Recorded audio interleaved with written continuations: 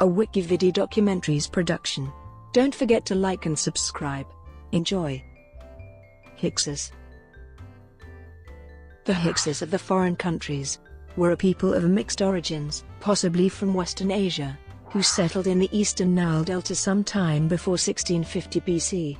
The arrival of the Hyksos led to the end of the 13th Dynasty of Egypt and initiated the second intermediate period of Egypt.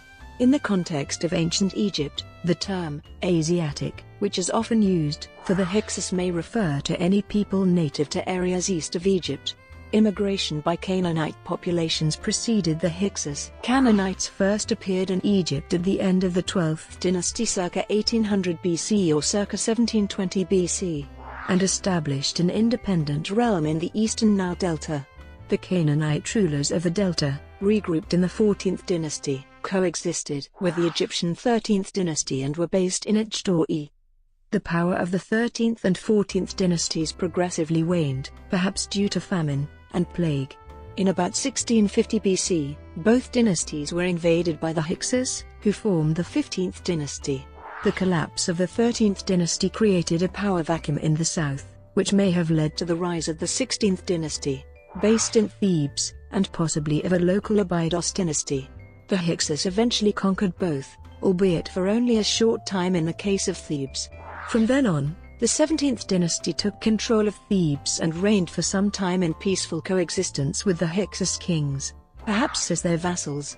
Eventually, Seqenenretau, Kamose and Ahmose waged war against the Hyksos and expelled Kamose, their last king, from Egypt circa 1550 BC. The Hyksos practiced horse burials, and their chief deity, their native storm god, Baal, became associated with the Egyptian storm and desert god, Set. The Hyksos were a people of mixed Asiatic origin with mainly Semitic-speaking components. Although some scholars have suggested that the Hyksos contained a Hurrian component, most other scholars have dismissed this possibility. The Hurrians spoke an isolated language, but were under Indo-European rule and influence, and Hurrian etymologies have been suggested for some Hyksos names, while Indo-European etymologies have been suggested for a very few names. If a Hurrian component did indeed exist among the Hyksos, an Indo-European component becomes difficult to explain, as Indo-European peoples only exercised a significant influence upon Hurrians in Syria after the Hyksos were well established in Egypt. The Hyksos brought several technical innovations to Egypt, as well as cultural infusions such as new musical instruments and foreign loanwords. The changes introduced include new techniques of bronze working and pottery, new breeds of animals, and new crops. In warfare, they introduced the horse and chariot, the composite bow, improved battle axes, and advanced fortification techniques. Because of these cultural advances, Hyksos rule became decisive for Egypt's later empire in the Middle East. Origins. There are various hypotheses as to the Hyksos ethnic identity. Most archaeologists describe the Hyksos as multi-ethnic, to include all of the peoples who occupied the Nile Delta, or as a mixed, West Asian people. While the term Asiatic is often used for the Hyksos, in the context of ancient Egypt, it refers to any people native to areas east of Egypt. West Asian origins are suggested, in particular, by the names of individuals such as Kion and Sakiah, and pottery finds that resemble pottery found in archaeological excavations in the area of modern Israel. Etymology. The origin of the term Hyksos derives from the Egyptian expression Hekaukaz wheat, used in Egyptian texts such as the Turin King list to describe the rulers of neighboring lands. This expression begins to appear as early as the late Old Kingdom of Egypt to refer to various Nubian chieftains, and in the Middle Kingdom to refer to the Semitic-speaking chieftains of Syria and Canaan. The word Hyksos probably originated as an Egyptian term meaning rulers of foreign lands, and it almost certainly designated the foreign dynasts rather than a whole nation.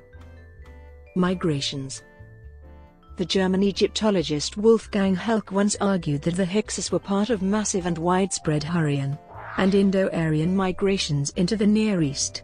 According to Helck, the Hyksos were Hurrians and part of a Hurrian empire that, he claimed, extended over much of Western Asia during this period. Most scholars have rejected this theory, and Helck himself abandoned this hypothesis in a 1993 article. The Hyksos were probably Semites who came from the eastern Mediterranean. Chamos, the last king of the Theban 17th dynasty, refers to Etjtawy as a chieftain of Itjtawy, in a stele that implies a Canaanite background. For this Hyksos king, this is the strongest evidence for a Canaanite background for the Hyksos. Khayan's name has generally been interpreted as Amorite, Hyanu, which the Egyptian form represents perfectly. And this is in all likelihood the correct interpretation. Kim Ryholt furthermore observes the name Hyanu is recorded in the Assyrian king lists for a remote ancestor of Shamshi-Adad I of Assyria, which suggests that it had been used for centuries prior to Khayan's own reign. The issue of Sakiaha's name, one of the three earliest 15th dynasty kings, also leans towards a West Semitic or Canaanite origin for the Hyksos rulers, if not the Hyksos peoples themselves.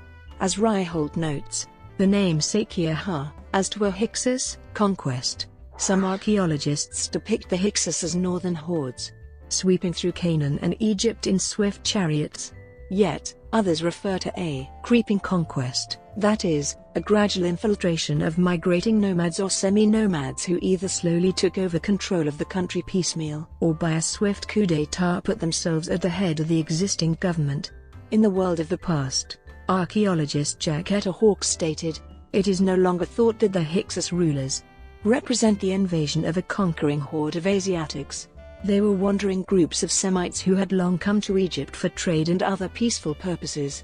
However, since then, it has been acknowledged by Egyptologists that the 14th dynasty came for trade purposes while the 15th came in war." Josephus.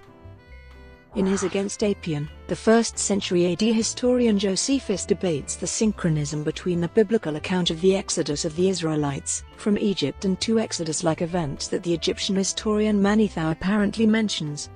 It is difficult to distinguish between what Manetho himself recounted and how Josephus or Apian interpret him.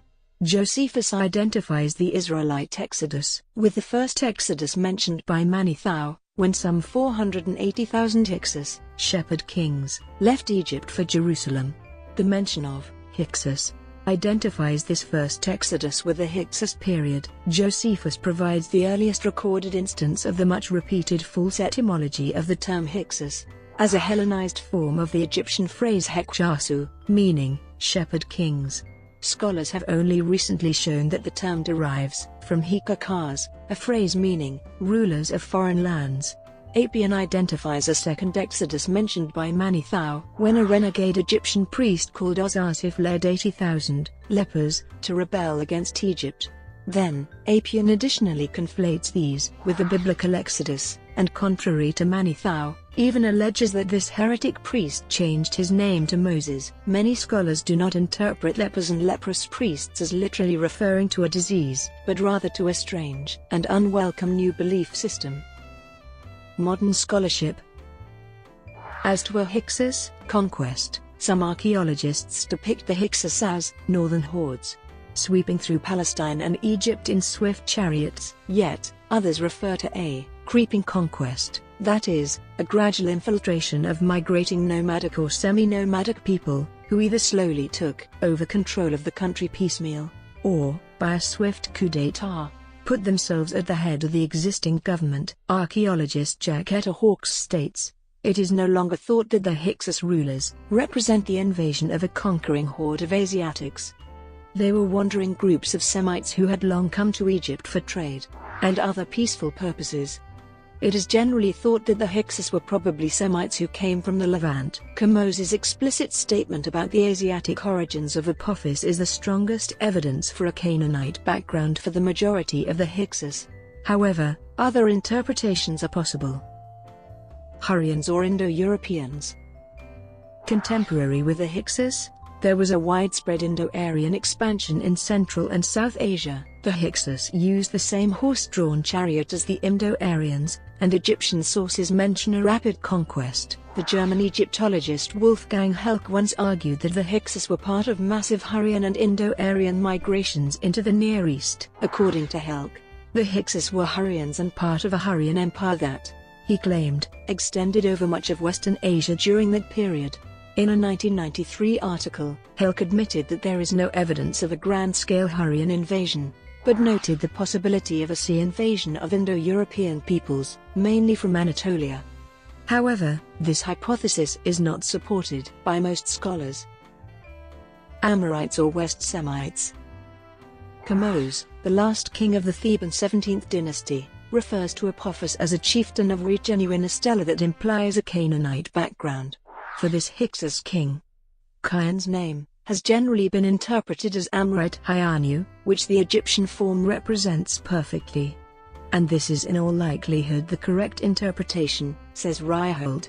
Ryholt furthermore observes that the Assyrian lists of kings record the name Hyanu for a remote ancestor of Shamshi-Adad I of Assyria, which suggests that it had been used for centuries prior to Kion's own reign. The etymology of the name of Sakiya-Ha, one of the three earliest 15th dynasty kings, also implies a West Semitic or Canaanite origin for the Hyksos rulers, if not the Hyksos peoples themselves. As Ryholt notes, the name Sakiya-Ha. 15th Dynasty.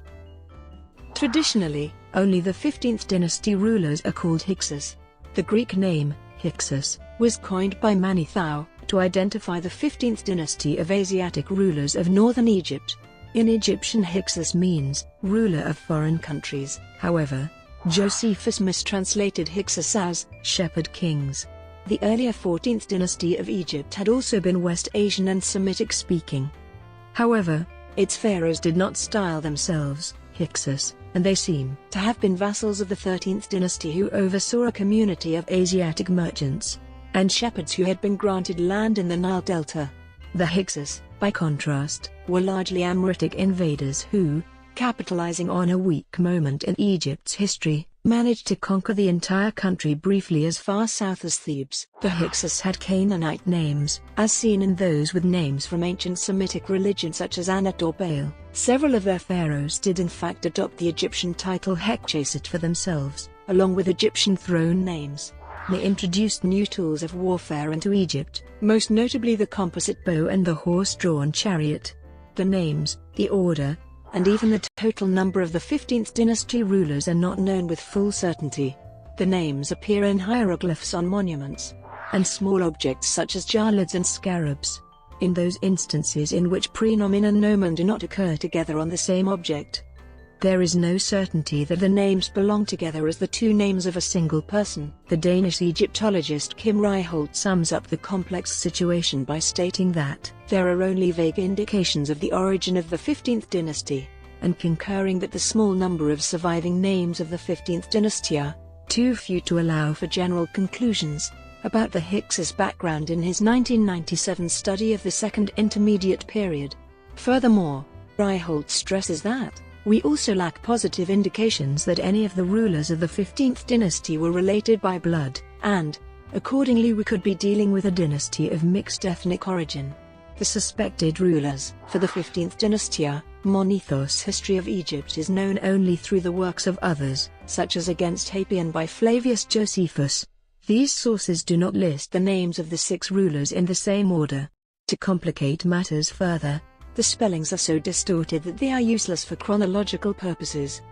There is no close or obvious connection between the bulk of these names: Solitis, Pianobnon, Apachnan or Paknan, Inas or Stan, Apophis, Assis or Archuls, and the Egyptian names that appear on scarabs and other objects. The Turan king list affirms there were 6 Hyksos rulers, but only 4 of them are clearly attested as Hyksos kings from the surviving archaeological or textual records. 1. Sakiya-Ha, 2. Kion, 3. Apophis, and 4. Kamudi. Kion and Apophis are by far the best attested kings of this dynasty, whereas Sakiya-Ha is attested by only a single Dorjam from Avaris that bears his royal titulary. Kamudi is named as the last Hyksos king on a fragment from the Turan canon. The hieroglyphic names of these 15th dynasty rulers exist on monuments, scarabs, and other objects. 2 Hyksos pharaohs remain unknown. Many scholars have suggested that they were Ma'ibasheshi, Aparanath, Samukenu, Seka-Onra Yakbi Mormayuza Yagub-Ha, but, thus far, all that is certain is that they were Asiatic kings in the Egypt's Delta region. They could be either the remaining two Hyksos kings or were members of the previous 14th dynasty Itjtawy. Brought to you by WikiVidi documentaries. Would you like to know more?